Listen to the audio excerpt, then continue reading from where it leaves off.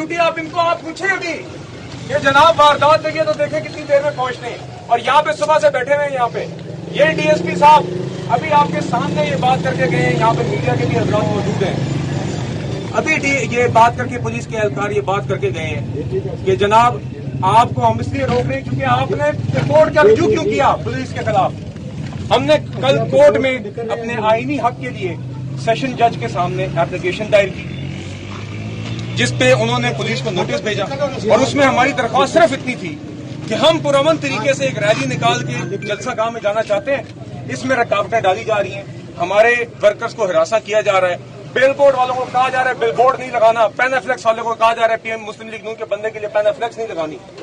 हमने सिर्फ इस चीज के खिलाफ एक एप्लीकेशन दायर की, अपना कानूनी हक इस्तेमाल किया और उस हक के इस्तेमाल करने पे ये बदमाशी दिखा रहे हैं। अभी वो सरेआम कह के गए, यहाँ पे सारे कैमरे ऑन हैं कि इसलिए हमने आपको रोक रहे हैं। आपने कल दरख्वास्त क्यों डाला? तो जनाब ये हालात आपके सामने।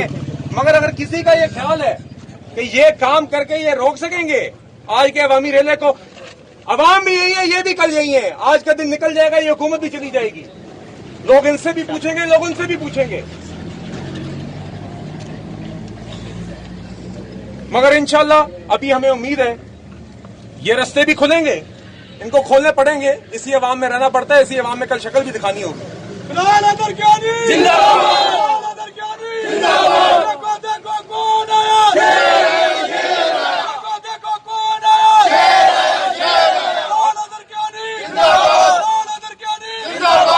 और जहां जहां पे पुलिस वाले इस तरह की रुकावटें डालेंगे वहां पे इनकी इसी तरह इज्जत अफजाई होगी, इसी तरह इनके पोल खोले जाएंगे, इसी तरह जो ये ज्यादती करें नारे लगेंगे। इसलिए बेहतर है कि लोगों के जो कानूनी और आईनी हक है उसको ये इस्तेमाल करने दें, रुकावटें ना डालें और लोगों के साथ ताउन करें।